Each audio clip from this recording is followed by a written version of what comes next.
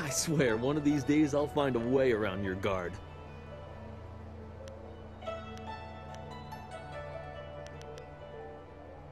Happily.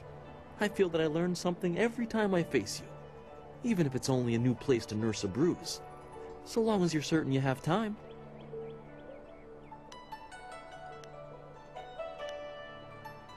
Let us begin.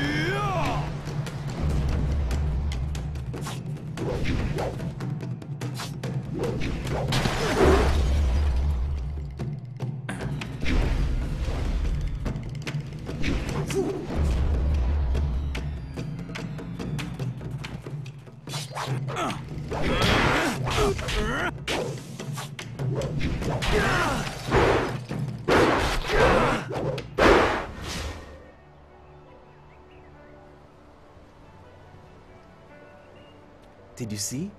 Master Li was watching. He may not show it, but he clearly takes pride in watching his students practice. I learn something every time we meet, proving that loss sometimes is the best teacher. Thank the heavens the bruises are worth it. You are gracious as always. I regret that there won't be much time for such practice now that you've almost finished your training. Master Li told me to pass on that you should speak to him when you have the chance. He said you could take your time, so you need not rush. Master Li just went into his house. It's just over there, as always. You have some time to wander the school and talk with other students. Smiling Mountain likely has some of the younger students available if you want to spar. I shall leave you to it. Take care, my friend.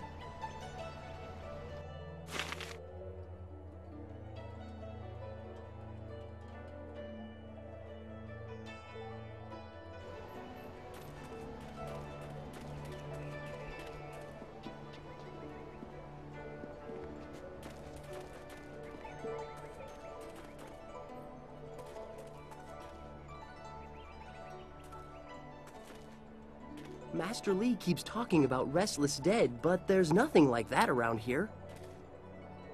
Our most senior student has a spare moment to spend with me? An honor. No, wait, I shouldn't be like that.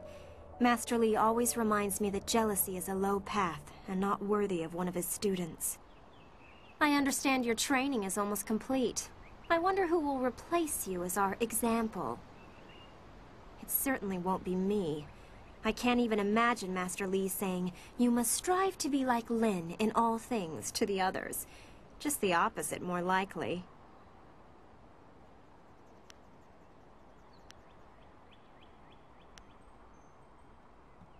That's easy enough for you to say. You're already the best in the school. The rest of us just stare at your back.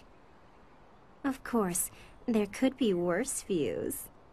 Maybe I should spend more time training, and less time worrying about where I stand in the school. How else will I be good enough to take you down one of these days? Besides, there might be bigger things to worry about. I find myself intrigued by the ghost tales that everyone's mentioning.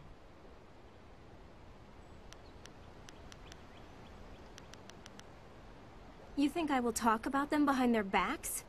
I will, but I don't want people to think of me as the local gossip. Even if I am just that. Of note? There's only one student of note, and that would be you. Everyone else, even Dawnstar, is just a background for you and your supposed destiny. Not that you don't deserve the attention. I'd be flirting with you non-stop if you weren't so focused on whatever it is Master Li has in store for you. All of us get a little envious of that. Even Gao gets pushed aside, and he doesn't like being anything less than the center of attention. You know him as well as I do. A rich man's son? He's attractive, I suppose, but arrogance follows him like a cloud of locusts. I hear his father is the same way. Gao the Greater and Gao the Lesser. Not a family I would want to be a part of. Why do you need to ask me about Dawnstar? You know her better than anyone as far as I'm concerned. You two practically grew up together. Frankly, I think she might have a little crush on you too. Notice how she's been less willing to train with you recently? Maybe that's why you two get along so well. Maybe her sense for ghosts and the like meshes well with the great destiny Master Li sees for you. I'm sorry, I shouldn't be like that. Dawnstar is a fine person. She just sees things that I can't. I know there are ghosts and spirits, but why should she be able to sense them when I can't? What makes her special? While Master Li tries to never let it show, he obviously holds a special place in his heart for you two. I suppose that's hard to deal with, even if I have been here far less time than you two. You know what is said. Master Li believes you're special, but won't say why. It makes you interesting. Some of the others don't find it as intriguing as I do. Some even consider it an attack on their worth.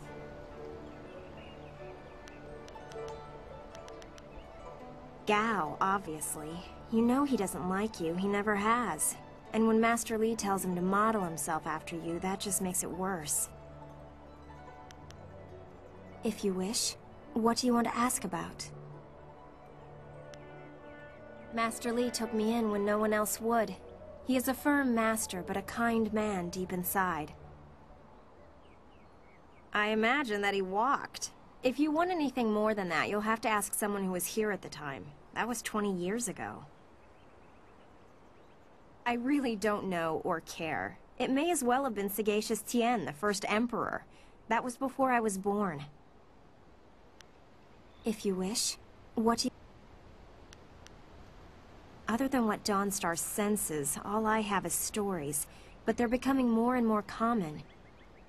Tales of people being haunted by loved ones, and mad ghosts attacking people on the roads, or even in their homes. And Master Li accepts Dawnstar's ability to see and sense things others can't. If he believes her, then how could I believe otherwise? They're exactly what you'd expect. The souls of humans who have died.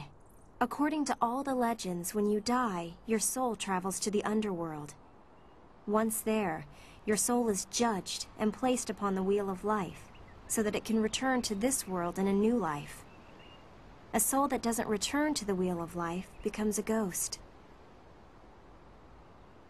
According to the stories, ghosts are usually people whose souls are trapped in this world, either by circumstance or because they won't let go of their old lives.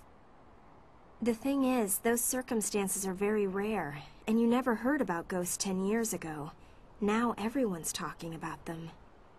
It's like something has happened, and people aren't leaving this world like they should be. Either that or it's mass hysteria, but I can't believe that explanation. From what I understand, Dawnstar is very sensitive to magic and to the spirits we call ghosts. She sees things that others can't. Sometimes she knows things that she shouldn't. I really can't say if it's intuition or something else. That was my first question when I started hearing these rumors. Apparently they can look just like us, though possibly pale and faded. Some ghosts have been around a long time, and apparently they begin to change. They grow distant from their bodies and become more monsters than people. The scary thing is that a lot of the stories I've been hearing are about these old ghosts, the ones that look like monsters. It just doesn't make sense.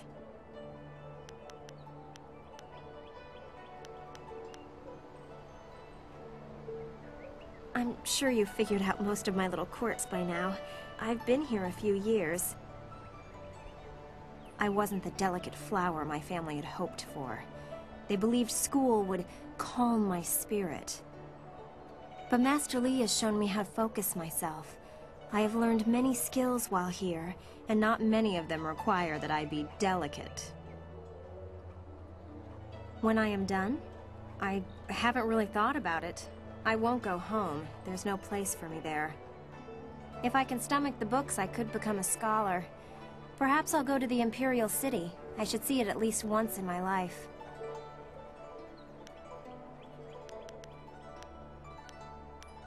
Of course. I have to keep practicing if I'm going to be able to best you one day, aren't I? Excellent! Let's see if we can use Smiling Mountain's sparring ground. Once we're done, I'll wander back here if you need me again.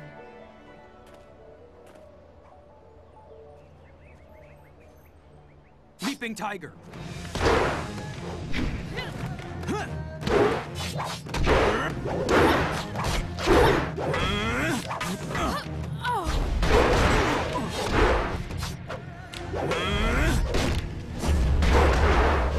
I need healing!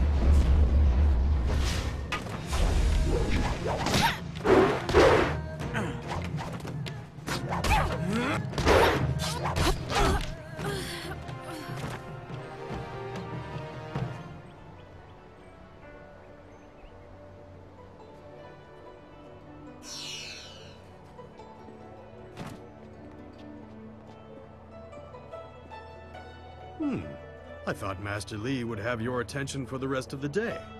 It is good to see you. I know you haven't had much time for simple sparring. It is too bad. Your fellow students benefit from your experience. A strong opponent is the best trainer. I am charged with giving whatever instruction I can, but my insights deal more with the philosophy of combat than the skills themselves. Master Li is very strict about what is taught here, because martial skill is a pathway to great power, and that holds certain risks. It is not just good over evil. Few things in life are that simple. The common way to say it is, do you follow the way of the open palm or the closed fist? A term for the high path, or perhaps the way of restraint and harmony. Many aspire to it, but few achieve it. It is a path of resisting tyranny.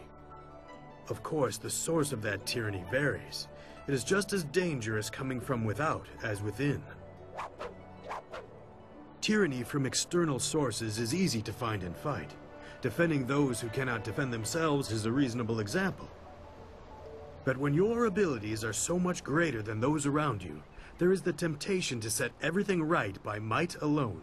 That is tyranny from within. True, but that can become a convenient excuse. Eventually you may decide that even direct violence is too inefficient for someone of your strength. It is a small leap from there to enforcing your will so that the crime never takes place. Suddenly you are the oppressor, when all you wanted to do was make things right. This way of the open palm is not without its hidden dangers, despite the best of intentions. It is the low path, the way of aggression and discord, a misunderstood path often misused by those who wish to justify a thuggish nature. It is not as simple as crushing your enemies or as mindless as terrorizing the weak. It is a mindset born of impatience, of imposing your will. An evil man might ignore a plea for help because he does not care, but that shows a disconnection with the world.